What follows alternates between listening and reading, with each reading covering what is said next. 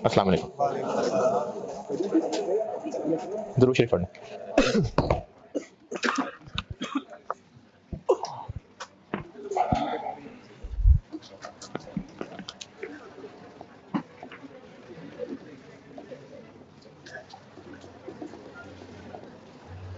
इस चैप्टर को मैं 4 टुकड़ों में बांट रहा हूं।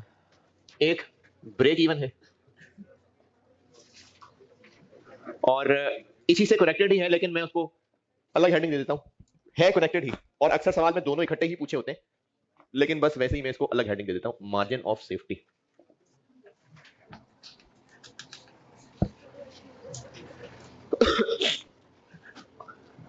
फिर इसी मेहनत ही जैसी, लेकिन मैं इसको हिस्सा अलग इसलिए बता रहा हूं कि काफी सारे सवाल हैं इस पे।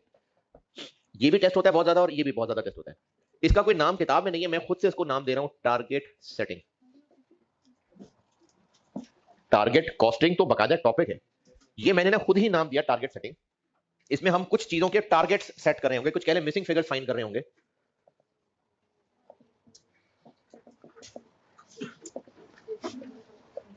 मार्जिन ऑफ सेफ्टी लिखा हुआ है।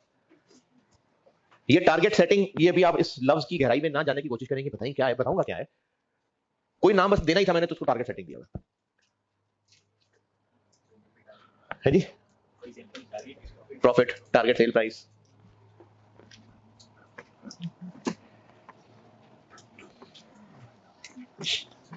और दोनों, ये दोनों। अब मैंने गिना नहीं है, लेकिन बराबर बराबर कह सकते हैं।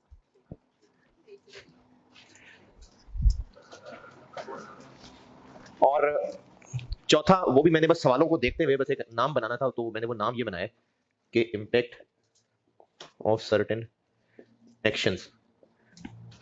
ये भी कोई ऐसा टॉपिक नहीं कि किताबों के अंदर ही पढ़ाया जाता है, मैंने सिर्फ और सिर्फ इस चैप्टर के सवालों को ये बांटा हुआ है।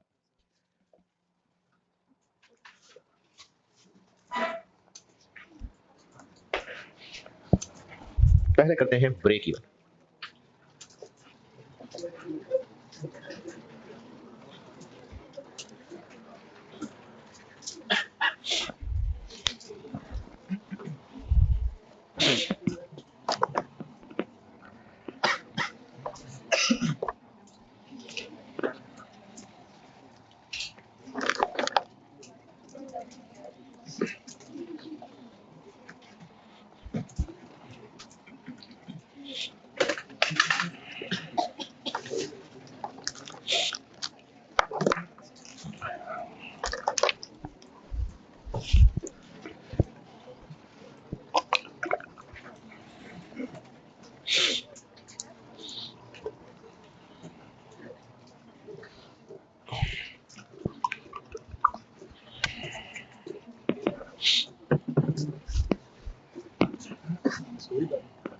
मैच हो रहा है, चल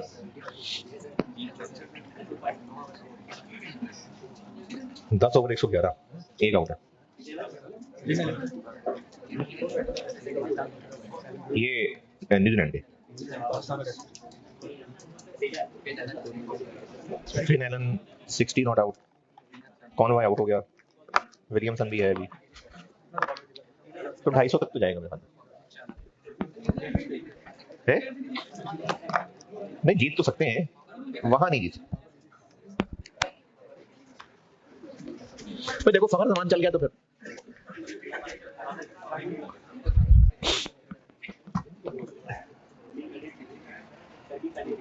है? जब बिजनेस बजट बनाएगा तो सेल्स से स्टार्ट करते हैं, यानी बिजनेस जब अगले साल को प्लान करता है ना, तो वो सारी प्लानिंग स्टार्ट होती है कि कितनी टोटल सेल्स हमें करनी चाहिए। ये अंदाजा लगता है मार्केट के हालात और अपनी औकात देख के, और फिर इन टोटल सेल्स के साथ लिंक करके फिर बाकी चीजें सोचते हैं कि अच्छा इतने यूनिट बनाने भी चाहिए, बनाने हैं तो इतनी प्रोडक्शन करने के लिए मटेरियल भी चाहिए, लेबर भी चाहिए। सब बजटिंग है, कॉस्ट में नहीं है, एमएफए में है, लेकिन बजट का आइडिया दे रहा हूं ये सिखाने के लिए। तो बिजनेस ने अगले साल का बजट बनाया, इतनी टोटल सेल्स हमें करनी है। ज्यादा सेल्स करेंगे तो प्रॉफिट ज्यादा आएगा, ज्यादा बारिश होती है, ज्यादा पानी आता है, तो ज्यादा सेल्स होगी तो ज्यादा प्रॉफिट आएगा, और अगर कम सेल्स होगी तो बिजनेस को यह जानने के लिए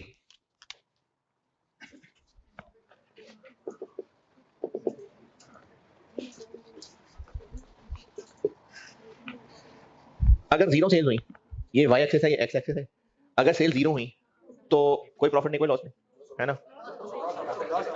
लॉस होगा। क्यों? तो जितनी फिक्स्ड कॉस्ट है उतना तो लॉस होगा। और अगर चलो 1 यूनिट, 2 यूनिट, 3 यूनिट सेल्स हुई, थोड़ी थोड़ी ज्यादा भी होती गई, तो लॉस रिकवर होता जाएगा और आखिरकार इतनी सेल्स हो जाएंगी कि बिजनेस प्रॉफिट में कन्वर्ट हो जाएगा। और अगर इसको हम बिल्कुल लीनियर रिलेशनशिप देखें तो सिर्फ कॉन्सेप्चुअली बताने के लिए कह रहा हूं, ये इस तरह से बात जाएगी, सेल्स बढ़ती जाएंगी तो उस बिजनेस को लॉस कम है, और अगर सेल्स बहुत ज्यादा हो रही है तो फिर वो प्रॉफिट में शिफ्ट हो जाएगा। बिजनेस को कम से कम कितनी सेल्स करनी है? कम से कम, ये लॉस से तो निकले ना, इस कम से कम को ब्रेक इवन सेल कहते हैं। पढ़ा हुआ यार, इंट्रोडक्शन टू बिजनेस से पढ़ा हुआ है? अच्छा किया हमने। तो ब्रेक इवन वो कम से कम लेवल ऑफ सेल्स है कि जितनी टोटल सेल्स कम से कम इतनी करेंगे तो लॉस से जीरो तक पहुंचेंगे। अगर इससे ज्यादा सेल हुई तो प्रॉफिट है, इससे कम सेल हुई तो लॉस है। और बिजनेस को ये कम से कम सेल्स क्यों जाननी जरूरी है? भाई कम से कम इतनी तो करके लाए ना, सेल्स ही उठो, निकलो भाई, कस्टमर ढूंढो, जाके सेल्स करो, तो कम से कम इतना तो करें, ताकि इससे और ज्यादा की कोशिश होगी तो प्रॉफिट और ज्यादा आएगा, और अगर इससे कम सेल होगी तो फिर तो सर्वाइवल ही नहीं है। तो बिजनेस को ब्रेक इवन सेल्स जाननी जरूरी होती है। तो ब्रेक इवन सेल को हम ये कह देते हैं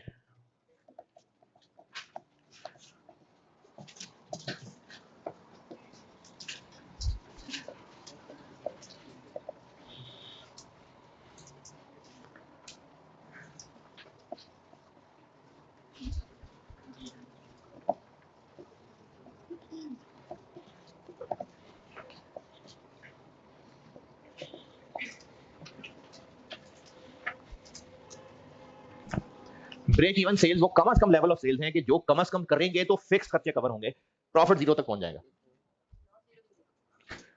अच्छा चले, profit loss zero, no profit no loss.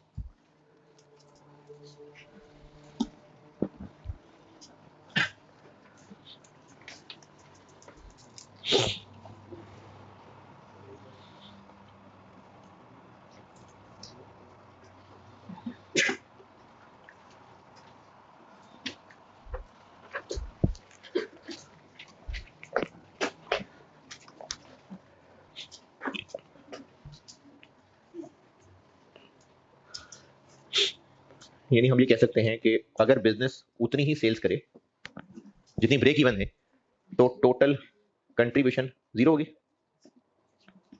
है ना? Total contribution is equal to,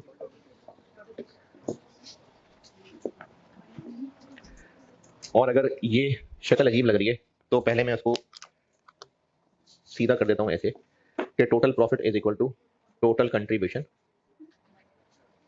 minus total fix cost ना।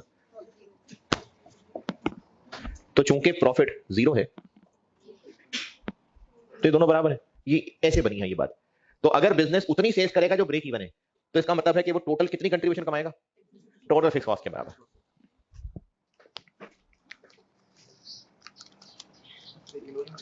अच्छा, ये जो मैंने नीला नीला लिखा है ना, ये मैंने इसकी साइंस समझाई है। अगर आपको ये लिखे बगैर ये साइंस समझ आ रही है तो ये ना लिखना बेशक, वरना आप कंफ्यूज रहेंगे कि ये क्या था और ये क्या था। ये मैंने ये वाली चीज समझाने के लिए इसको ऐसे लिखा।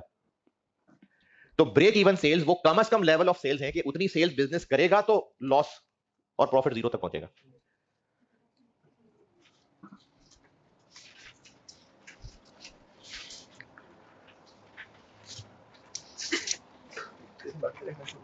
क्या समझा नहीं बात? मैं भी अभी बस देता हूं जवाब इसका।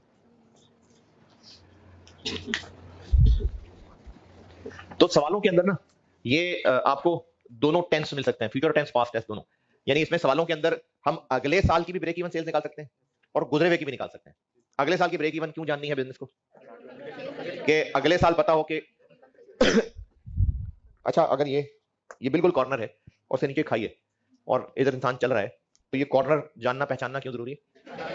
तो अगर ये नहीं पता होगा तो फिर तो गिर जाएंगे। तो अब ये कॉर्नर पता है, ये कॉर्नर ब्रेक इवन है, इससे इधर गए तो गए, तो ये कॉर्नर जानना जरूरी है। तो अब मैं अभी आगे चल रहा हूं और मुझे कॉर्नर जानना है ना, क्यों? ताकि आइंदा मोहतात होकर चलूं। और ये मुझे कॉर्नर क्यों जानना है? वो बच गए, ये फील करने के लिए। तो ये जो आगे ढूंढना है ये बजट का डाटा होगा, और जो वो बच गए हैं ये पास्ट वाला। तो ब्रेक इवन बजट के डाटा की भी कैलकुलेट करवाई जा सकती है, गुजरे हुए डाटा की भी कैलकुलेट करवाई जा सकती है। तो सवाल में आपको अगले ईयर यानी बजट का साल, बजट का डाटा देके भी ब्रेक इवन किसी सवाल में कैलकुलेट हो रहा होगा और किसी सवाल में गुजरे हुए साल का भी कैलकुलेट हो रहा होगा, दोनों हो सकते हैं कैलकुलेट। तो फिर इसका फार्मूला बना लेते हैं। अच्छा, जो तो रिपीटर है उनको तो फार्मूला आता है ऐसे, जो पहली दफा पढ़ रहे हैं वो उन 8 या 9 फार्मूले जो मैंने लिखे हुए पहले उन पे गौर करें। मैं तो बता ही दूंगा फार्मूला, और उन पे गौर उन्हीं उसी पेज को देख के करना है, अगले पेज को देख के नहीं, उसी पेज को देख के उन्हीं 9 फार्मूलों को गौर करें। मैं तो बेटे बता ही दूंगा, लेकिन जरा खुद गौर करके सोचें, डिराइव करें। क्या डिराइव करें? मैं पूछना चाह रहा हूं कि वो total amount of sale rupees, वो टोटल अमाउंट ऑफ सेल्स पता चल जाए जो ब्रेक इवन है। तो इन फार्मूला पे गौर करें और कोई फार्मूला, अच्छा नहीं ठीक रहने दें, वो नंबर ऑफ यूनिट्स जानना चाह रहा हूं मैं। उतने नंबर ऑफ यूनिट्स बता दें कि जो कम से कम बेचेंगे तो ब्रेक इवन होगी। ढूंढें कोई फार्मूला, उन्हीं में से बना के कुछ जोड़ तोड़ करके कोई फार्मूला। अभी खामोशी थे, पहले खुद अपने आपको बताएं, कोई ऐसा फार्मूला बनाने की कोशिश करें कि हम उस फार्मूले में फिगर्स पुट करें और ब्रेक इवन सेल यूनिट्स आ जाए।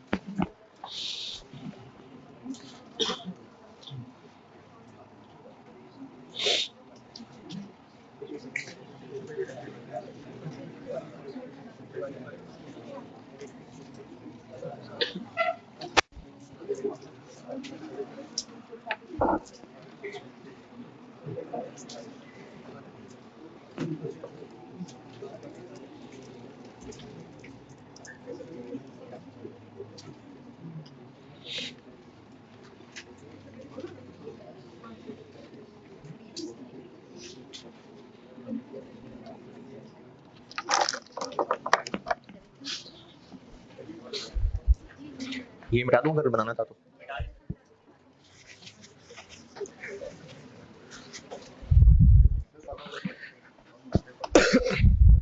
हाँ जी, अगर किसी ने जोड़ तोड़ करके कोशिश कर ली है तो बस ठीक है, अपने तक रखे कोशिश। मैं इधर फार्मूला लिख रहा हूं तो बस खुद ही अपने आप को बता देना कि आप सही थे कि नहीं।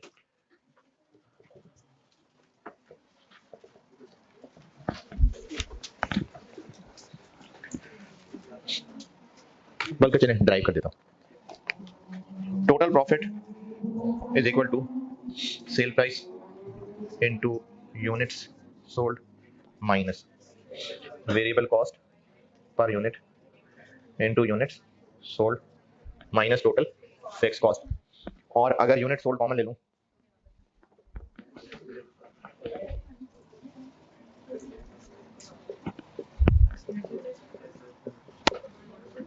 तो सवाल ये है कि ये क्या हो कि ये जीरो हो जाए, ये कितने होंगे ये जीरो हो जाए। तो ये कैसे फाइंड करें? Total fix cost divided by ये क्या है, कंट्रीब्यूशन पर यूनिट। तो ब्रेक इवन सेल यूनिट्स का formula total fixed cost divided by contribution per unit. अगर ब्रेक इवन सेल यूनिट्स में निकालनी हो तो ये फार्मूला।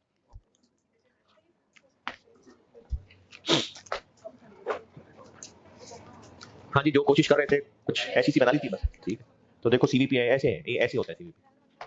जी पूछा कुछ?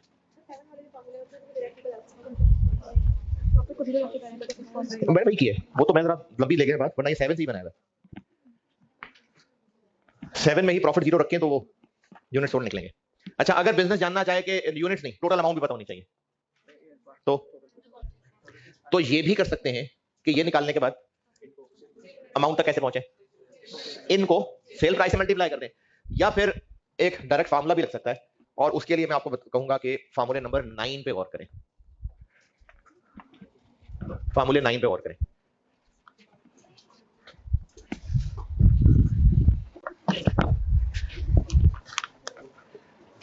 Profit is equal to total sales. Total sales ऐसी क्या हो कि ये जीरो हो जाए। Divided by CS ratio. तो ब्रेक इवन सेल यूनिट्स में निकालनी हो तो ये फार्मूला है। अगर ब्रेक इवन सेल रेवेन्यू निकालना हो, अमाउंट निकालनी हो, रेवेन्यू समझते हैं सब, रेवेन्यू सेल अमाउंट को कहते हैं, तो total fix cost divided by CS ratio. तो ब्रेक इवन का फार्मूला अगर अमाउंट निकालनी हो तो, और अगर यूनिट्स निकालने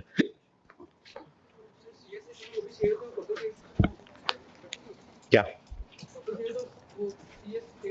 नहीं ये तो एक रेशियो है ना, यानी ये तो है कि बिजनेस 20% कंट्रीब्यूशन मार्जिन कमाया करता है।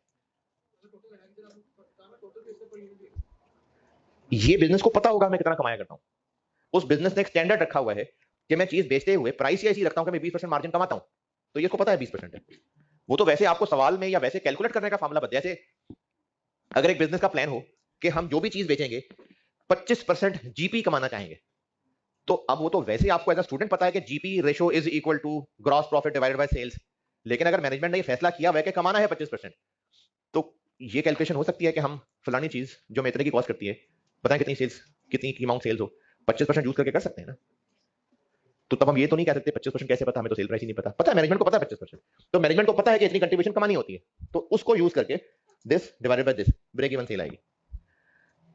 अच्छा, अगर तो बहुत ही ज्यादा अकल की बिल्कुल बेसिक कॉमन सेंस की बात है तो फिर बेशक ना लिखना, लेकिन अगर किसी को जरा सी भी अपने ऊपर डाउट है तो वो ये बात लिख लेना कि अगर हमें ये दोनों फिगर्स चाहिए सवाल में, तो कोई एक निकाल के सेल प्राइस यूज करके दूसरी तक पहुंच सकते हैं, है ना। किस चीज में नहीं, कैसे 1:15 तक देखो कितना रहता है, मैंने कब कहा 1 बजे तक, ग्रुप में 1:30 बजे लिखा हुआ है, 1:30 बजे आप कहते हैं तो 1:30 बजे तक पढ़ा देता हूँ।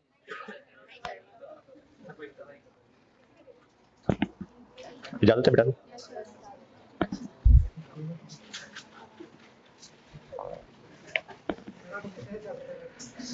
मैं अल्हम्दुलिल्लाह फिट आदमी हूँ, आपको क्यों लग रहा है कि मैं, हाँ जी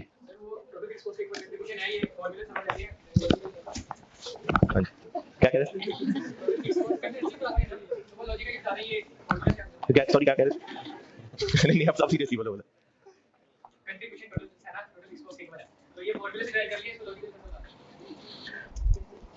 इसको लॉजिकली बता दो, ये ही डेरिवेशन इसकी लॉजिक है।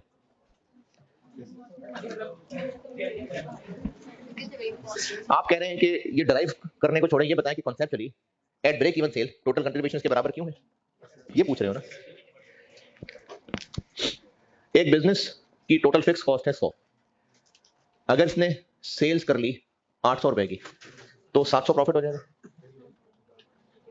नहीं ना, वेरिएबल कॉस्ट भी होगी।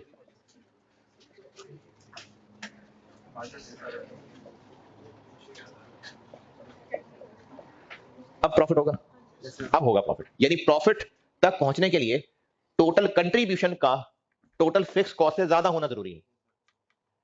सेल ज्यादा होंगी तो वेरिएबल कॉस्ट भी ज्यादा होगी, और इनके डिफरेंस को ना कंट्रीब्यूशन भी इसीलिए कहते हैं कि हम कुछ बिजनेस एक्टिविटीज करके इनकी तरफ कंट्रीब्यूट कर रहे हैं। तो बिजनेस अगर कंट्रीब्यूशन कमाएगा, प्रॉफिट तभी होगा अगर वो कंट्रीब्यूशन फिक्स से ज्यादा है, अगर वो फिक्स से कम है तो लॉस होगा, और अगर ये मसा मसा के बराबर हुई है तो ब्रेक इवन होगा। तो conceptually total contribution fix cost के बराबर होने का मतलब है कि अब जाके कहीं हमसे खर्चे पूरे हुए हैं। कंट्रीब्यूशन जीरो है अगर तो मतलब सेल जीरो है, क्योंकि ये और ये सब वेरिएबल चीजें ना। तो कंट्रीब्यूशन जीरो, अगर कुछ नहीं बेचेगा बिजनेस तो कंट्रीब्यूशन जीरो होगी, लेकिन लॉस होगा, फिक्स कॉस्ट के बराबर लॉस होगा। बिजनेस कुछ एक्टिविटीज करेगा, कुछ हिलजुल करके चीजें बेचेंगे, तो ये जो खर्चा होता ही होता है इसकी तरफ कंट्रीब्यूशन होनी शुरू हो जाएगी। कंट्रीब्यूशन होते होते 100 होगी तो बस खर्चा पूरा होगा, और उस वक्त ब्रेक इवन होगा। तो at break even total fixed खर्चा is equal to total contribution. अब जाके बिजनेस जीरो पे पहुंचा है, इससे ज्यादा और यूनिट्स बेचेगा और कंट्रीब्यूशन कमाएगा तो फिर प्रॉफिट में जाएगा। ये ऊपर से गई डिस्कशन तो जाने देना है, उछल उछल के पकड़ने की कोशिश ना करना। पहले करते हैं कुछ बिल्कुल सीधे सीधे से सवाल, फिर कर लेते हैं 5 पेपर के सवाल।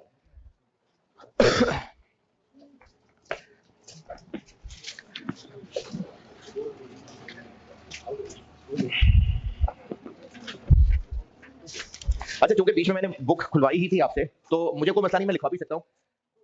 अगर आपको इस वक्त थोड़ी सुस्ती हो रही है और आप, अच्छा ठहरे, पेज 239 के टॉप पे, और जिनके पास पुरानी बुक है पेज 232 के तकरीबन दरमियान में पहुंचे। तो जिनको तो लिखने की सुस्ती नहीं हो रही तो वो उनको देख के लिख लें, नहीं सुस्ती होगी, अब होगी। और जिनको सुस्ती हो रही है तो वो यहाँ आ जाए और नोट देख लें। ये एग्जाम नोट का सारा डब्बा पढ़ लें, और शायद पढ़ के हो जाए बात क्लियर, लेकिन अगर नहीं तो एक बार आप पढ़ लें तो मैं फिर इसको कर देता हूँ और वादे।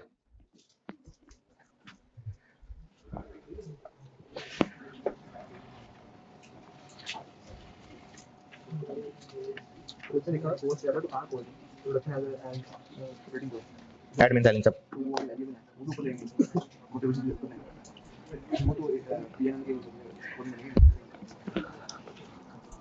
ये जो तीसरा बुलेट पॉइंट है ना, इसमें शायर ये कहना चाहता है कि हम लोग इस चैप्टर में प्रॉफिट्स की बात कर रहे हैं, तो इसमें ना हम इस ब्रेकअप में नहीं खुश के मटेरियल लेबर या एडमिन सेलिंग, सब हम एंड प्रॉफिट तक देख रहे हैं। तो हम जब भी इस चैप्टर में अगर कॉस्ट की बात कर रहे हैं तो हम सब खर्चों की बात कर रहे हैं, material labour overhead admin selling सारे। कंट्रीब्यूशन की बात कर रहे हैं तो ग्रॉस या नेट, नेट सब खर्चे, direct material, direct labour, variable overhead, selling expenses सारे माइनस करने के बाद नेट कंट्रीब्यूशन। तो इस चैप्टर में ना हम प्रोडक्शन और एडमिन सेलिंग की ब्रेकअप को खास लिफ्ट नहीं करा रहे, हम बात सेल से प्रॉफिट तक पहुंचने की कर रहे हैं। तो ये मैं कहना चाह रहा था लास्ट बुलेट पॉइंट में कि हम ऊपर वाले सवालों में या इवन के ब्रेक इवन वाले सवालों में, अच्छा चलो ये सामने लिखा हुआ है टोटल फिक्स कॉस्ट कौन सी, फिक्स एफओएच बस, एडमिन सेलिंग भी, एडमिन सेलिंग भी, कंट्रीब्यूशन पर यूनिट कौन सी, सेल प्राइस में से सिर्फ material labour variable FOH minus, नहीं वेरिएबल सेलिंग एक्सपेंस भी माइनस। ठीक है, तो ये मैंने इस तीसरे बुलेट पॉइंट में कहना चाहा था। और सेकंड का इस्तेमाल आएगा जब मैं आपको ना वो टारगेट सेटिंग पढ़ाऊंगा, कि हमने अभी तक ये सारी डिस्कशन में जिसको भी प्रॉफिट कहा है, तो प्रॉफिट से मुराद हमारी पीबीटी थी, प्रॉफिट बिफोर टैक्स। इसका इस्तेमाल होगा जब मैं आपको टारगेट सेटिंग पे लेके जाऊंगा।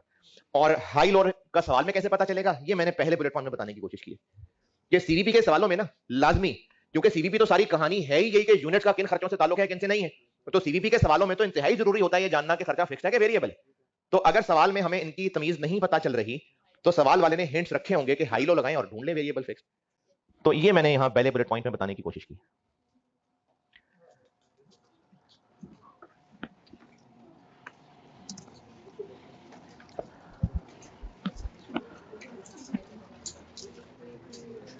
हाँ जी, चले ब्रेक इवन की प्रैक्टिस करते हैं। सवाल सवाल लिखें, कोई अगर अपने पास अभी कुछ लिखा है अपने अल्फाज में तो ठीक है, लिख ले, मैं रुक जाता हूँ, आप लिख लें कुछ लिखना अपने लिए। तो है पीपीटी क्यों है, वो टारगेट सेटिंग जाते जब जाएंगे ना तब बताऊंगा।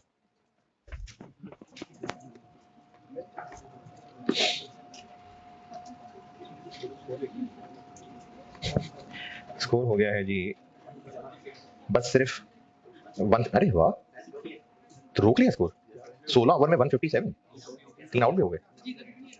अच्छा वो विलियमसन थक के चला गया, ओहो रिटायर्ड हर्ट, डर गया डर गया।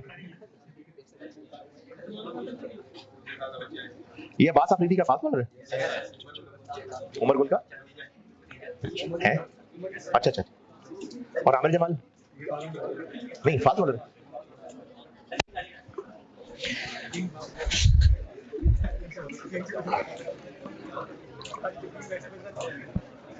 चले सवाल लिखे,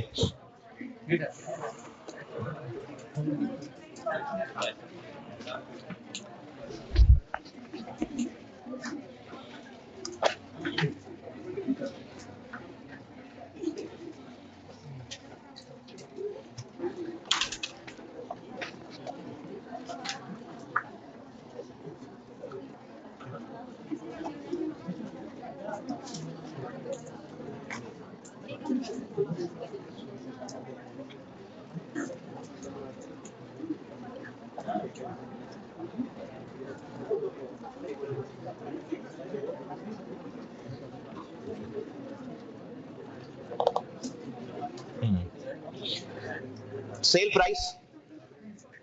प्राइस पर यूनिट, सवाल लिखा रहा हूं, सेल प्राइस पर यूनिट 80 रुपए, variable cost per unit 65, sell price per unit है 80, वेरिएबल कॉस्ट पर यूनिट है 65, total fixed costs for the year, total fixed costs for the year 150,000, 150,000। Break even cell units भी बता दें, break even cell amount भी बता दें, और दोनों फार्मूलों से बताइएगा, यानी आपको दोनों फार्मूले लगाने आने चाहिए।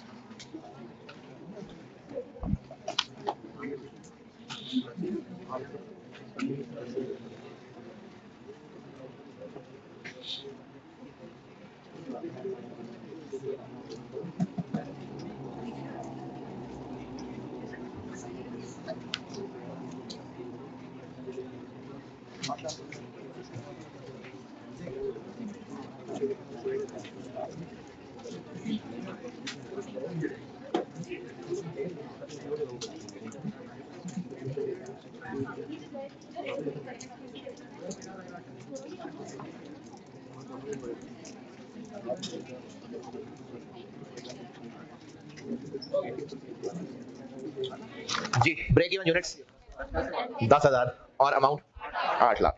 Break even units total fix cost 150 divided by 15 रुपए 10,000। अच्छा, वैसे तो इतनी कॉस्ट पड़ ली, अब आपको ये बात समझ आई गई है, लेकिन एम ही बस रिवीजन के लिए, ये 1.5 लाख रुपए है और ये 15,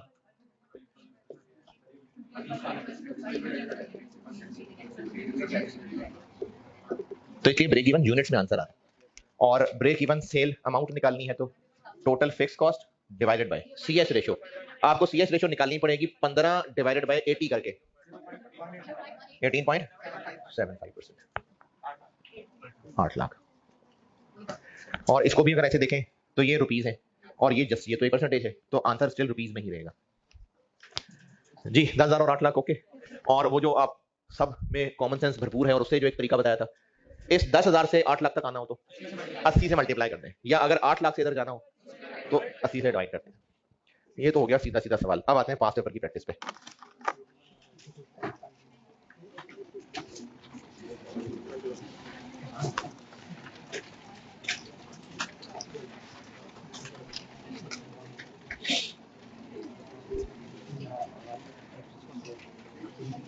एक होगा स्प्रिंग 13, मेरी बुक में क्वेश्चन नंबर 16।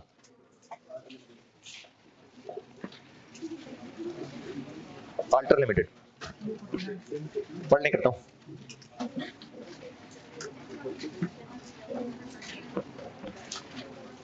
ये पुराना सवाल है, इसमें भी ना ड्राफ्टिंग के मसले थे, तो मैंने फिर वो कुछ वर्ड्स इसमें ऐड किए हैं ताकि इसके वर्ड्स को तो सीधा करें ना। अल्टर लिमिटेड पढ़ने में करता हूं। अच्छा, ब्रेक इवन का सवाल ना प्लान करने में बहुत आसान होता है, और इसमें सिर्फ कैलकुलेशन की थोड़ी सी मुश्किलें हैं, वरना ये सवाल ऐसा नहीं है कि पता नहीं चल रहा करना क्या है। प्लानिंग के एतबार से बिल्कुल सीधा सीधा सवाल होता है। अल्टर लिमिटेड है स्प्रिंग 13, मेरी बुक में क्वेश्चन 16, पढ़ लीजिए, मैं करता हूं।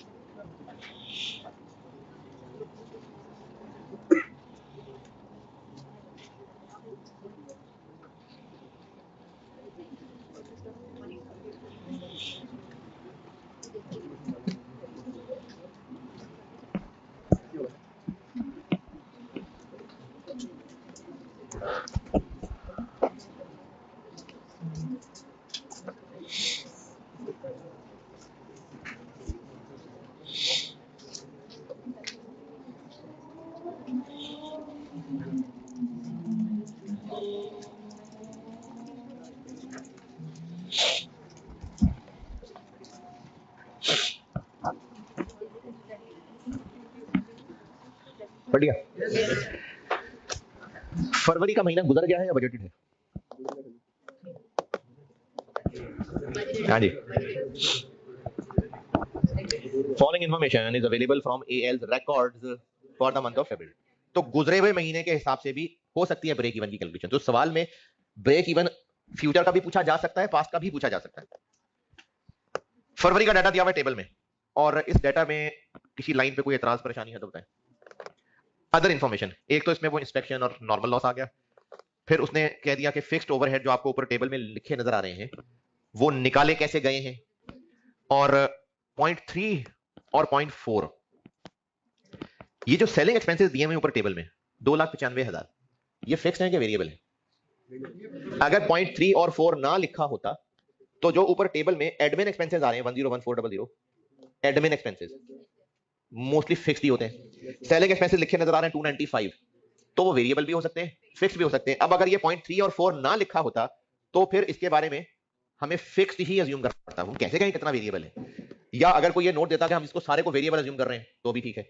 लेकिन पॉइंट 3 और 4 इससे उसने फरवरी का डाटा भी दे दिया, जनवरी का डाटा भी दे दिया, तो अब लगाना पड़ेगा हाई लो। इसलिए 2 महीने का डाटा दिया है और इन दोनों महीनों में उसने सेलिंग एक्सपेंसेस चेंज करके दिखाए, तो इससे हिंट मिलेगा कि ये हाई लो लगेगा। तो सवाल की प्लानिंग, फरवरी का कोई ओपनिंग स्टॉक नहीं है, क्लोजिंग है, वो ऊपर टेबल में दिया हुआ है। Calculate break even sales in quantity यानी यूनिट्स। तो बिल्कुल सिंपल इसकी प्लानिंग है, ये फार्मूला लगाना है और इसके लिए ये चाहिए और ये चाहिए। अब हम इसकी तलाश करेंगे, सारे सवाल में से ढूंढ ढूंढ के फिक्स कॉस्ट पूरी करेंगे। जब ये मेहनत पूरी हो जाएगी फिर इसकी तलाश पे निकल पड़ेंगे। तो ये है सवाल की प्लानिंग। तो टोटल फिक्स क्या हुआ? अच्छा चलें सॉल्व करते हुए बताता हूं।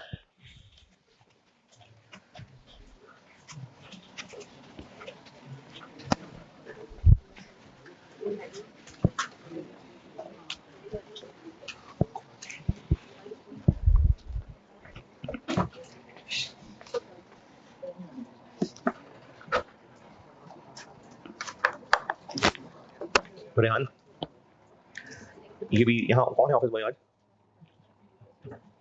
उसको पानी का क्या है यार, पानी नहीं पूछना है जाके क्या क्या ये चीज इसकी पे रख लो कैमरा, इसमें इस शीट पे। Spring 13 break even cell units में निकालनी है, तो हमें इसके लिए चाहिए टोटल फिक्स्ड कॉस्ट।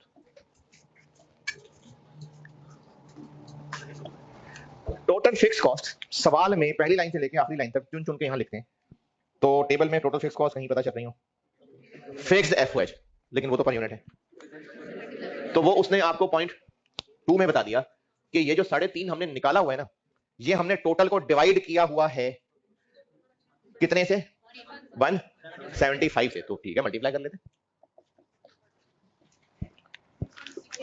612500। और कोई फिक्स खर्चा? एडमिन तो पक्का फिक्स ही होता है, अनलेस के सवाल में क्लियरली कहा हो कि ये वेरिएबल है। नॉर्मली ये होता नहीं है, तो ये फिक्स्ड ही है 101।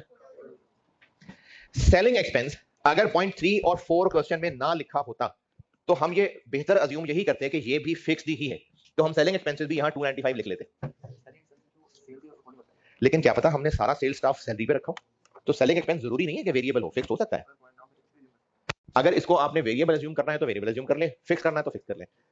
पॉइंट नंबर 3 और 4 जनवरी का डाटा बताया हुआ है और हम इस वक्त सवाल फरवरी का सॉल्व कर रहे हैं। और पॉइंट नंबर 3 से पता चल रहा है कि जनवरी में जितने सेलिंग एक्सपेंस थे फरवरी में यानी चेंज हुए ना, तो फिर फिक्स तो नहीं है, फिर वेरिएबल है। और पॉइंट नंबर 4 जनवरी के यूनिट्स इसलिए बताए हैं जब आपको 2 महीनों के यूनिट्स और 2 महीनों के सेलिंग एक्सपेंस मिल गए, इससे पता चल रहा है कि हाई लो लगाना है। तो फिक्स्ड सेलिंग एक्सपेंसेस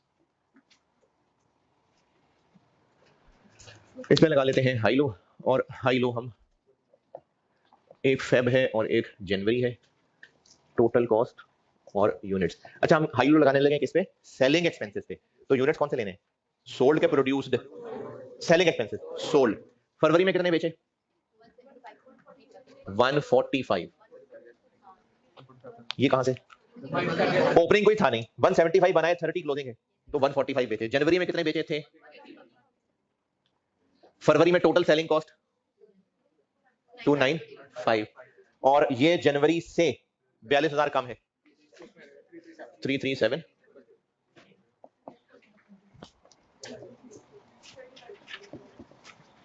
तो बी निकल आएगा 42,000 डिवाइडेड बाय 30, 5,000, 1.2।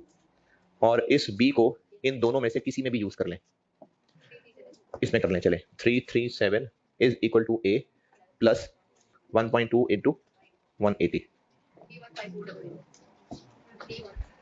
मेरा नहीं चल 12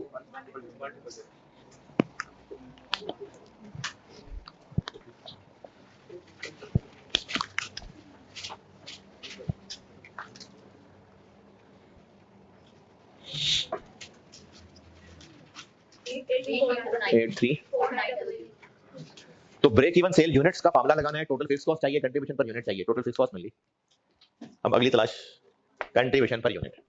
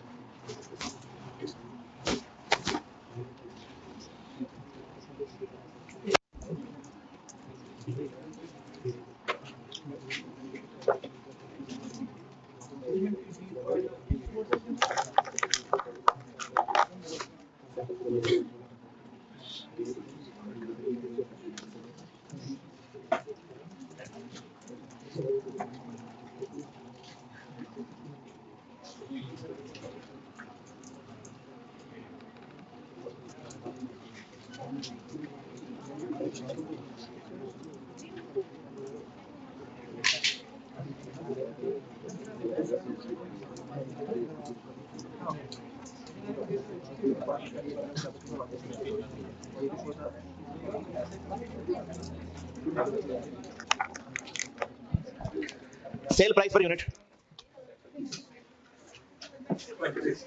26, और वो तो निकाल ही लिया, तो वो लिख ले ताकि भूल ना जाए।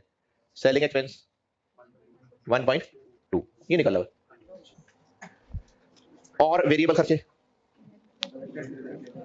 वही डायरेक्ट मटेरियल, लेबर वगैरह, या ये कह लें कि इसकी प्रोडक्शन कॉस्ट। सबको अलग अलग लिख लें यार, चलो मिला के लिख लेते हैं प्रोडक्शन कॉस्ट। ये हम लोग contribution per unit of product निकाल रहे हैं, ऑफ प्रोडक्ट। पॉइंट नंबर 1 से थोड़ा थोड़ा सा इशारा मिल रहा है कि ये प्रोसेस कॉस्टिंग की तरफ ले जाना चाह रहा है, इंस्पेक्शन और लॉस, और उस लॉस की भी स्क्रैप वैल्यू। तो फिर चले जाते हैं हम वहां, प्रोडक्ट कॉस्ट पर यूनिट निकालनी है, तो प्रोसेस कॉस्टिंग में चलते हैं।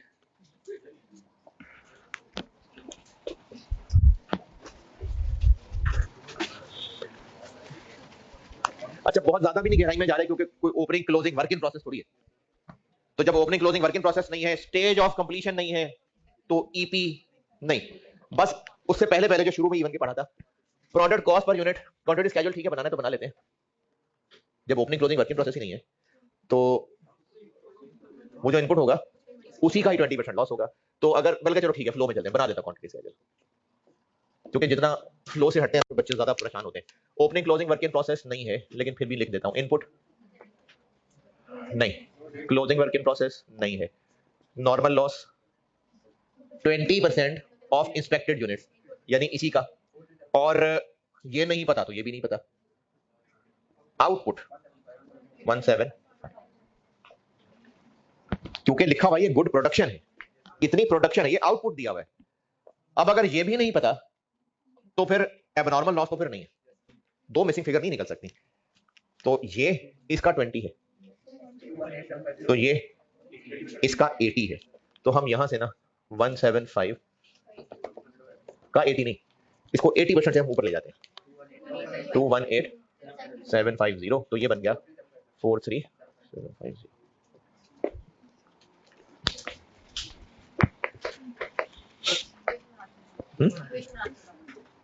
जी।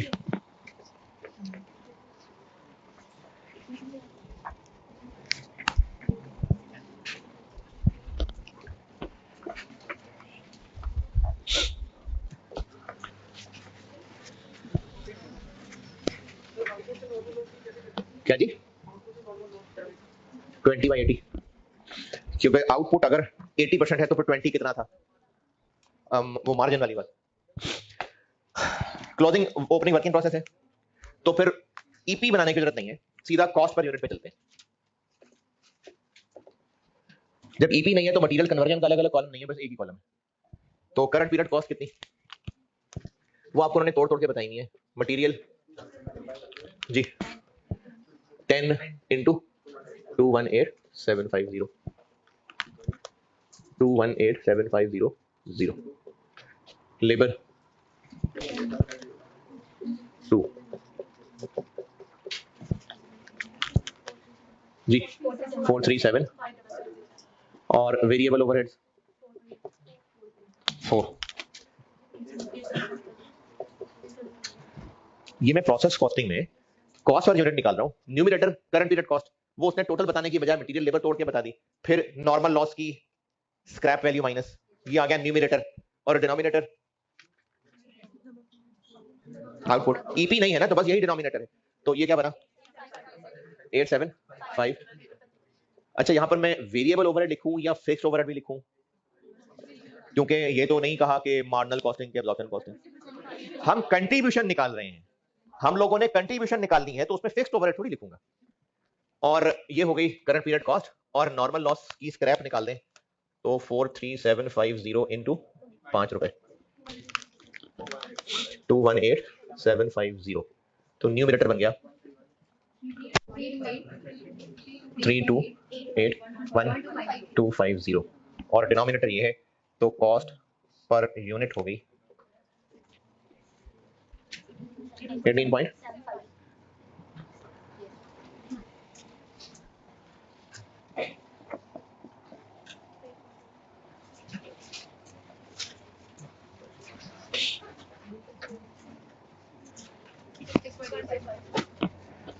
तो ब्रेक इवन यूनिट्स आ जाएगा दिस डिवाइडेड बाय दिस।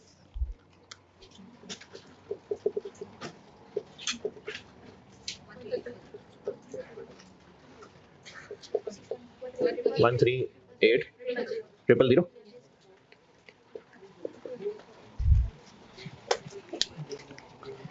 चलिए एक और करते हैं फिर छुट्टी। नहीं एक कर रहे हैं, जिनके पास होगी वो देख लेना लेक्चर। एक सवाल बस, हाँ एक और यार देखिए।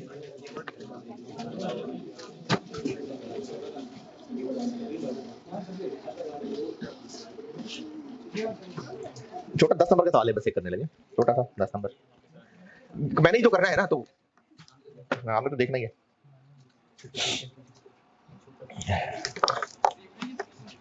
नहीं समझना है।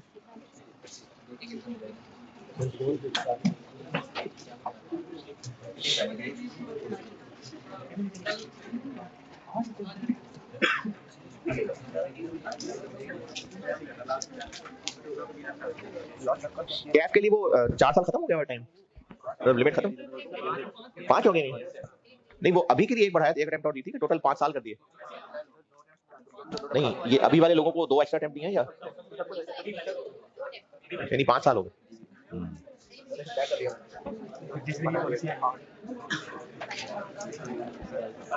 और अगर वो ये आप सीए नहीं करते हैं तो कोई बात नहीं, अपनी फैक्ट्री तो संभाल ही लेंगे, है ना? अरे नहीं है, ओहो तो रिश्ता भी नहीं मिलेगा, तो मसला हो गया यार। तो सवाल करें फिर के रहने दें, करते हैं सवाल। स्प्रिंग 16 मैंने फैक्ट्री क्यों नहीं बनाई यार, मैं भी वही कोई बाल था, मैं कहां से फैक्ट्री बनाऊं हैं? अल्हम्दुलिल्लाह। स्प्रिंग 16 स्प्रिंग 2016 मेरी बुक में क्वेश्चन 12, बस छोटा सा सवाल है, अभी हो जाएगा। 12 है spring 16। Himalayan river.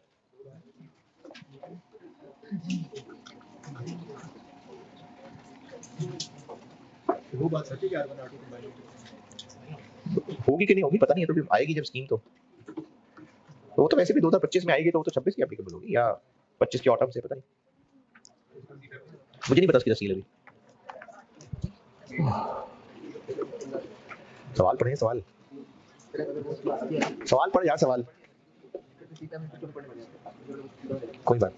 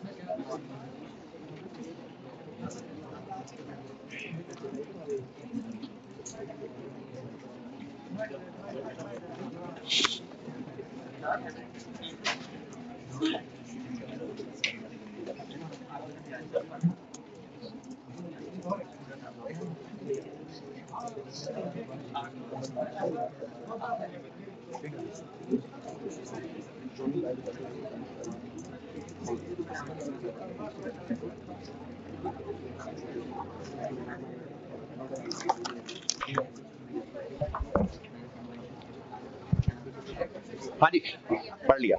Break even cell निकाल ली है, ये कैसे पता चल रहा है? लिखा हुआ, तो देखो कितना आसान सा टॉपिक है। और रेवेन्यू और क्वांटिटी दोनों निकालने, ये भी पता चल रहा है। और दोनों फार्मूले लगाएंगे जरूर, एक लगा के सेल प्राइस यूज करके तो दूसरी फिगर तक पहुंच सकते हैं।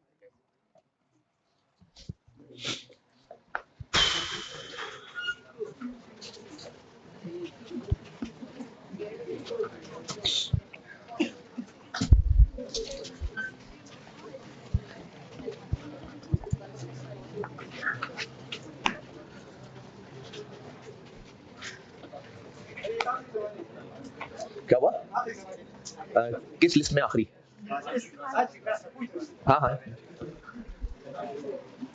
क्योंकि वो फिर आखिरी सवाल तो फिर क्या ना, इस चैप्टर का आखिरी सवाल, आज का आखिरी सवाल, जिंदगी का आखिरी सवाल। हाँ वो तो है, वो तो कहता है ये पूरा ही ना हो पाए, वो भी हो सकता है। स्प्रिंग 16, टोटल फिक्स कॉस्ट चाहिए और कंट्रीब्यूशन पर यूनिट चाहिए, या सीएस रेशियो चाहिए। टोटल फिक्स कॉस्ट तो चाहिए ही चाहिए, रेवेन्यू भी निकालना है, यूनिट्स भी निकालना है, तो दोनों में से कोई एक फार्मूला लगाना है। तो न्यूमरेटर तो टोटल फिक्स कॉस्ट चाहिए ना, तो सवाल में से चुन चुन के फिक्स कॉस्ट ढूंढ के लाते हैं।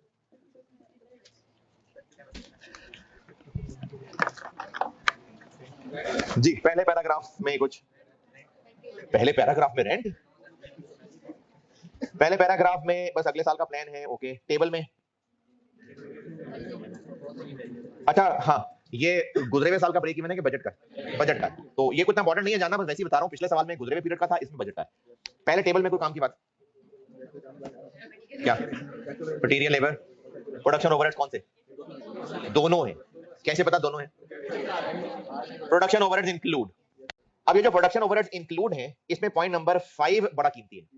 क्या? All remaining production overheads are, तो इससे क्या पता चल रहा है? नहीं, ऊपर सारे फिक्स नहीं है, फिक्स्ड बस वही है जिनका ऊपर जिक्र है और कोई नहीं, क्योंकि ऑल अदर आर वेरिएबल। तो वो जो पॉइंट 1 से पॉइंट 4 तक में कोई फिक्स मिल रहे हैं तो बस वही है फिक्स। पॉइंट नंबर 1, तो हाँ ये फिक्स है 1.8 मिलियन। फिर इनडायरेक्ट लेबर, इसमें भी फिक्स है, तो इनडायरेक्ट लेबर टोटल कितना है? डायरेक्ट लेबर का 30%। अच्छा, ये जो डायरेक्ट लेबर है 5 मिलियन, इसमें से 30% इनडायरेक्ट, इसका, इसमें, इसको, इसने, इसलिए डायरेक्ट लेबर में तो इनडायरेक्ट नहीं हो सकता ना, वो तो बस ये बात हो रही है कि 5 मिलियन के 30% के बराबर जो अमाउंट आती है तो उतनी इनडायरेक्ट लेबर है। तो 5 मिलियन 30% ये इनडायरेक्ट लेबर है, लेकिन इसमें से आधा फिक्स्ड है। पॉइंट 3 डेप्रिसिएशन, ये मुझे लगता है मैंने बचपन में कहीं बताई ये बात कि अगर डेप्रिसिएशन आवर्स मेथड या यूनिट्स मेथड पे है तो वेरिएबल होती है, वरना वो फिक्स्ड ही है जी। पॉइंट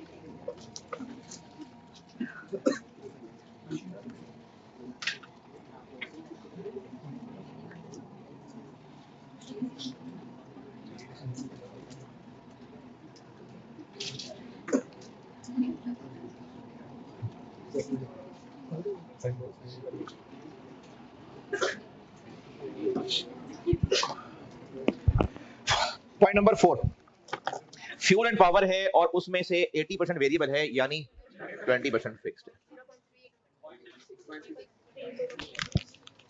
3 मिलियन का 20%, पॉइंट 6, ये हो गया 3.65। लेकिन थोड़ी सी नजरें और झुकाएंगे तो आपको नीचे और फिक्स्ड भी नजर आएंगे। पॉइंट नंबर 1, 2 लोगों को मंथली सैलरी पे रखेंगे, मंथली सैलरी, तो ये फिक्स है, लेकिन जो आगे 2% की बात की हुई है वो वेरिएबल है। तो सैलरी पे रखेंगे 2 लोग 25,000 पर मंथ वाले, तो 12 और 2, 0.6। फिर इसके अलावा हमें एक डिलीवरी वैन हायर, मतलब किराए पे लेना, किराए पे लेनी पड़ेगी 70,000 पर मंथ, 0.84। और एडवर्टाइजिंग के ऊपर 1.5 मिलियन खर्च करने पड़ेंगे, ये फिक्स्ड है? नहीं,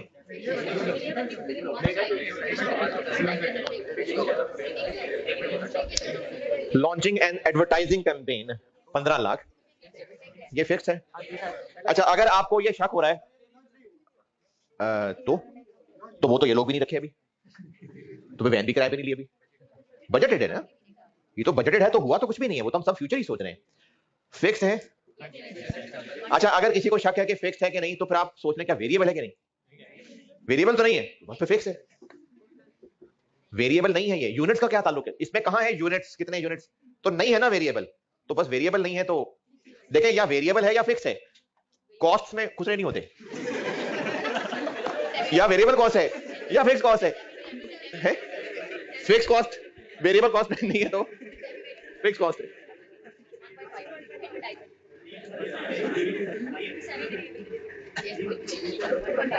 वन पॉइंट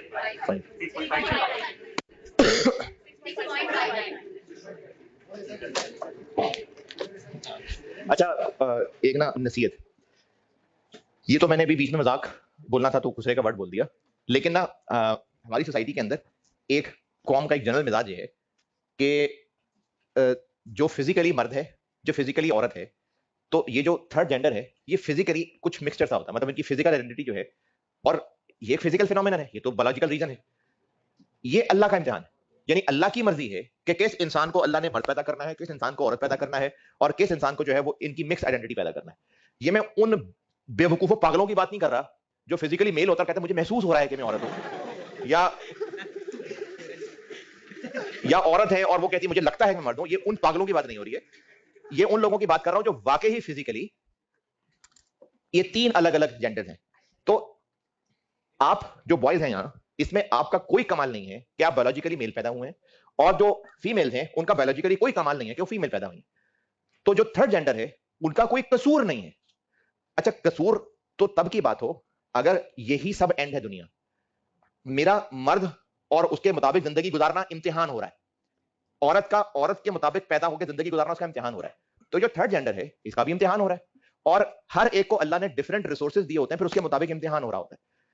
ये भी इंसान है और ये भी मुसलमान और गैर मुस्लिम हैं। तो इसलिए ना आपको ये इतनी लंबी बात बताने का मकसद ये था कि एक कौमी मिजाज है कि इस थर्ड जेंडर को मजाक ही बनाया जाता है, और इतना मजाक बना दिया जाता है कि किसी खानदान में जब इनकी पैदा होती है तो वो खानदान उसको डिसओन कर देता है। और अभी मुझे डिटेल नहीं पता नहीं इनका आईडी कार्ड भी बनता है कि नहीं बनता, या शायद अब बनता है ना, कुछ साल हुए हैं शायद, उससे पहले तो आईडी कार्ड भी नहीं, यानी मुल्क भी ओन नहीं कर रहा। तो आप लोगों को सिर्फ ये गुजारिश करनी थी कि ये जो भी थर्ड जेंडर है अल्लाह की मखलूक है, जिंदा लोग हैं, इंसान है, तो ये जो अंदर एक मजाक का दर्जा, एक जज्बा आता है ना, ये अल्लाह को शदीद नापसंद होगा। तो इसलिए आप लोगों के अगर इंटरेक्शन में कोई इस तरह के थर्ड जेंडर के लोग हैं, हो सकता है फैमिली में हो सकते हैं, तो इस तरह से ना ये मजाक और ये मत करना, क्योंकि अल्लाह को ये बहुत बुरी लगी थी ये बात। वो भी इंसान है, आप भी इंसान है ना, मेरा ऐसा होने में मेरा को कमाल है, ना आपके ऐसा होने में आपको कमाल है। अल्लाह ने फिजिकली जिसको जो भी रिसोर्सेज देकर भेजा है दुनिया में वो टेस्ट है, उसका उसके मुताबिक इम्तिहान का रिजल्ट निकलना है। जिसको जो रिसोर्सेज दिए हैं ना, एक हदीस का मफहूम है, जो अल्लाह के थोड़े दिए पे राजी हो जाएगा ना, अल्लाह उसके थोड़े किए पे राजी हो जाएंगे। तो इसलिए आप फिजिकली फिट हैं तो ये आपका कमाल नहीं है, ये अल्लाह ने आपको आजमाना है। तो जिनमें कोई फिजिकल डिफेक्ट होता है, या ये बहुत बड़ा फिजिकल डिफेक्ट है, क्योंकि माशरे ने इसको बहुत मुज़ायका खेज बना दिया हुआ है। कोई वैसे तो खैर ये प्रोफेशन बन जाता है और ये भी नहीं पता होता कि जो हैं वो ऑफिशियली हैं भी कि नहीं है, लेकिन चलते फिरते बच्चों का मजाक उड़ाना। और मैंने पर्सनली इस चीज को ऑब्जर्व किया, आपने भी देखा होगा कि अगर कोई थर्ड जेंडर कहीं से गुजर रहा है, किसी शॉप पे चीज लेने गया है, तो इर्द गिर्द जितने लोग हैं ना वो एक दूसरे को देख के हंस रहे होते हैं आंखों आंखों के अंदर, यानी एक मजाक उड़ाने वाला एलिमेंट होता है। तो ये ना बेटे अल्लाह को पसंद नहीं है बिल्कुल। तो अगर आपकी कहीं इंटरेक्शन है इस तरह के जेंडर से, तो आपके रवैये के अंदर ये नहीं होना चाहिए कि आप मजाक उड़ा रहे हैं या जुटे मार रहे हैं, अपने दोस्तों के साथ मजाक कर रहे हैं, तो ये नहीं करना चाहिए। Total fix cost 6.59। अरे हो यार, आपके साथ वक्त ही नहीं पता लगता, देखो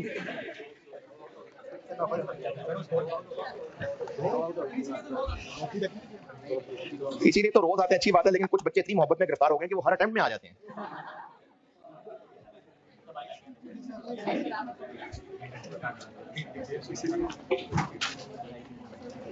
अच्छा, साइम अयूब और रिजवान जो है ना वो चले गए हैं, उनको जरूरी काम था तो वो चले गए हैं। अच्छा, ये total fix cost okay, contribution per unit से मैं आगे फिर कल बताता हूँ इंशाल्लाह। करो ये कौम के पुरजोर इसरार पे हम ये साल अभी कर रहे हैं पूरा।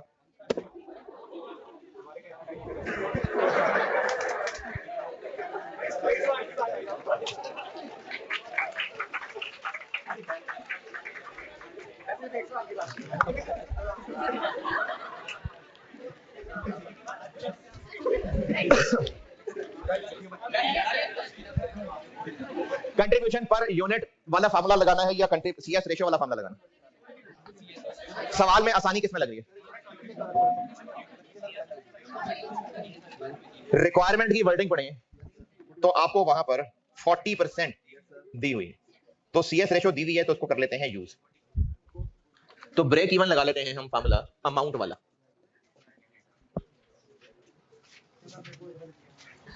मैंने गलत किया,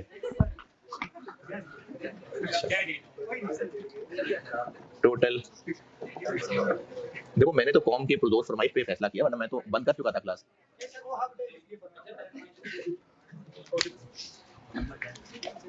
total fix cost 6.5 divided by, तो अब मसला यह है कि अगर ये इतना ही आसान था तो मुझे क्लास बंद करने की जरूरत क्या थी? तो ये इतना आसान नहीं है। लेकिन मैं कर रहा हूं सवाल पूरा। 40% ये CS रेशो नहीं है, इसके साथ अंग्रेजी आगे भी चल रही है, नेट ऑफ 2% सेल्स कमीशन। तो इसका मतलब है कि कंट्रीब्यूशन को 40 नहीं 42 कर ले, अच्छा 38 कर ले, नहीं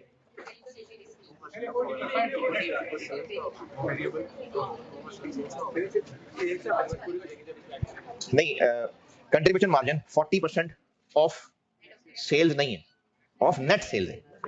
तो ये जो CS रेशो होती है ये कंट्रीब्यूशन डिवाइडेड बाय कोई नेट सेल होती है, नहीं सेल होती है, तो ये तो फिर नेट सेल्स का परसेंटेज कैसे निकालें? कोई जरा कुछ करें करें ट्राई करें, जो जिसको ठीक लग रहा है ट्राई जरूर करें, मैं तो बता ही दूंगा लेकिन एक ट्राई जरूर करें।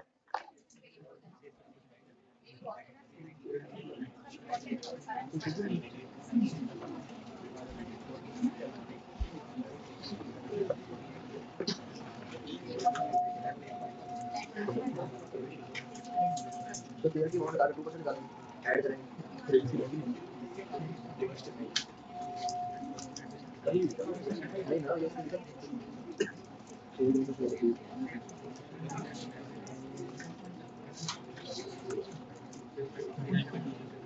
ठीक है।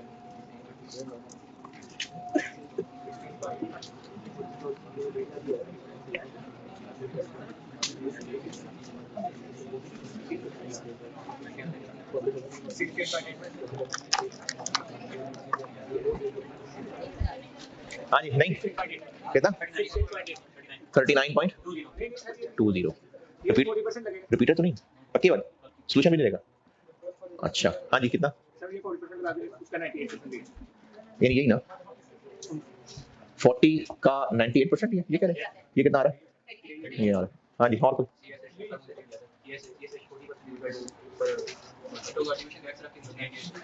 40% बाय सही, ठीक है चले शाबाश। और किसी ने किसी और तरीके से कुछ किया हो?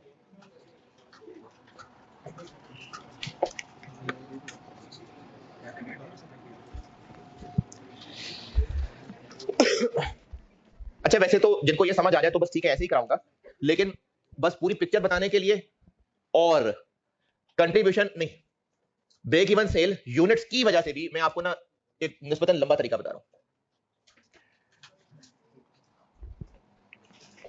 अगर हम परसेंटेज टर्म्स में बात करें तो सेल तो 100 है, कमीशन कितनी है इस 100 का 2, और कमीशन वेरिएबल कॉस्ट होती है ना, इसके अलावा ऑल अदर नहीं वेरिएबल कॉस्ट वो माइनस करेंगे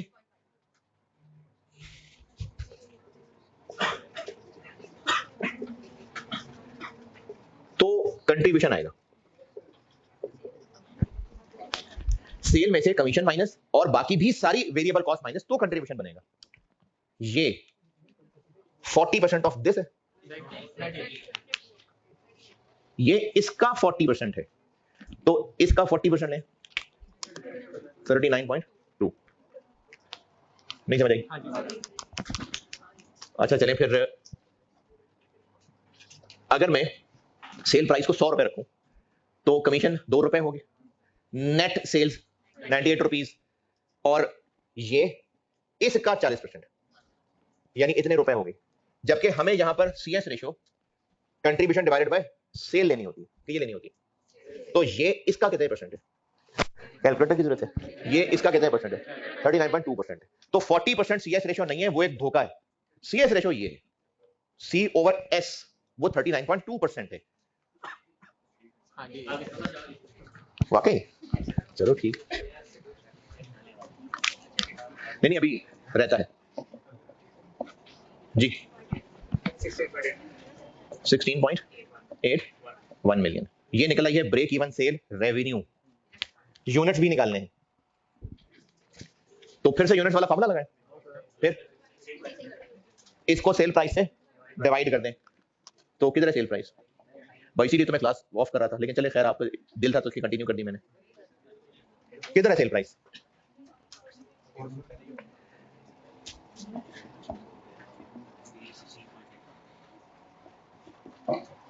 ये मैं कैसे कैलकुलेट करने लगा हूं यूनिट्स वाली चीज, ये कोई नया फार्मूला लगाने लगा हूं, ये ऑलरेडी निकाल चुके, इसको सेल प्राइस से डिवाइड करने लगा हूं मैं, सेल प्राइस नहीं है, यहां से हमें सेल प्राइस की मेहनत करनी है। अच्छा, जो आप में से ना कैलकुलेशन के चीते चीतियां हैं ना, तो हो सकता है उनको किसका कोई और तरीका भी ध्यान में आया हो, बिल्कुल मल्टीपल तरीके हो सकते हैं, किसी ने इक्वेशन बनानी है इक्वेशन बना ले, बस जो भी किया करे ना वो मुझसे कंफर्म बस करवा लिया करें, अदरवाइज इसके और तरीके बिल्कुल हो सकते हैं। ये मैं करता हूं भी है, ये बातें बता रहा हूं शायद आपको और भी सवालों में काम आए। सेल्स 5000 थी, कॉस्ट ऑफ सेल्स 3000 थी, 2000, और कमीशन 500 रुपए थी, और ट्रांसपोर्टेशन कॉस्ट 100 रुपए थी, कोई और भी अदर हो सकते हैं, वो 800 रुपए थे, तो कंट्रीब्यूशन 600 थी। ये इसका कितने परसेंट है? 2%। नहीं, मैं 2 नहीं करना चाह रहा था, 400।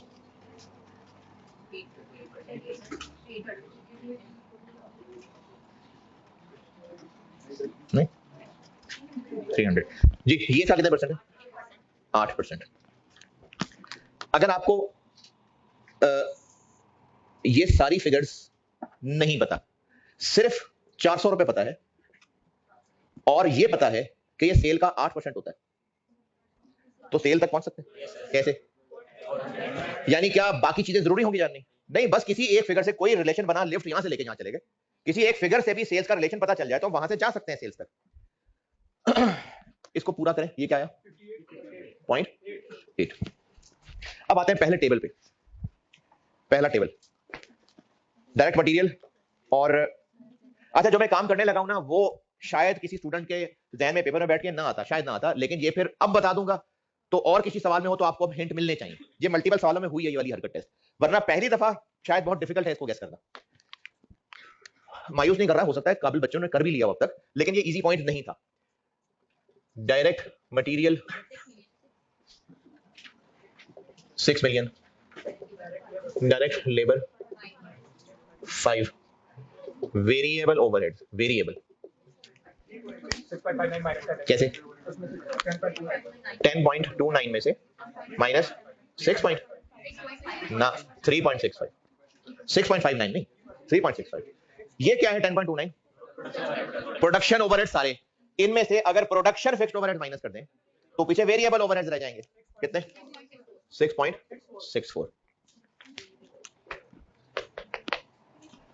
ये 3.65 माइनस क्यों किया है? मैंने वेरिएबल ओवरहेड जानने थे, क्योंकि आपको पॉइंट नंबर 1 से लेके पॉइंट नंबर 5 तक एक दो वेरिएबल ओवरहेड तो दिए हुए हैं, सारे तो नहीं दिए हुए, लेकिन पॉइंट 5 ने कहा कि ऑल अदर, तो फिर हम वो जो एक दो दिए हुए उनको छोड़ देते हैं, टोटल प्रोडक्शन ओवरहेड में से फिक्स माइनस कर दें तो वेरिएबल आ जाएंगे। अब इसके अंदर इनडायरेक्ट लेबर भी हाँ है, फ्यूल पावर भी है, और भी बहुत सारे होंगे, तो हम ये टोटल तक बस पहुंच गए। अभी इस वक्त इसका टोटल कितना बना? 17 पॉइंट। बस खत्म हो रही है बात, सवाल खत्म हो रहा है, अपनी बातें। ये जाग रहे हैं, किसी को कुछ पल्ले पड़ रहे, ये इसमें से क्या है? 58.8। ये 58.8 है, तो सेल्स तक जा सकते हैं कैसे? इसको इससे क्रॉस कर लें तो सेल्स आ जाएंगी 17.64 मिलियन, 58.8%, 30। अच्छा, ये बात शुरू कहां से हुई थी, क्या ढूंढ रहा हूं मैं? Sale price per unit 30 million rupees आ गया टोटल। ये सारी फिगर्स, सबसे पहली लाइन कितने यूनिट्स की हैं? 150,000 यूनिट्स की हैं, तो पर यूनिट निकाल सकते हैं। सेल प्राइस बन गई 30 million divided by 1.5 lakh units, 200 रुपए पर यूनिट। ये चाहिए थी हमें, इसको तो हम 200 रखेंगे तो ब्रेक इवन यूनिट्स में आएगा। अब 0 तो फिर हो रहा है, तो आप बिलियन खोल दें, 8405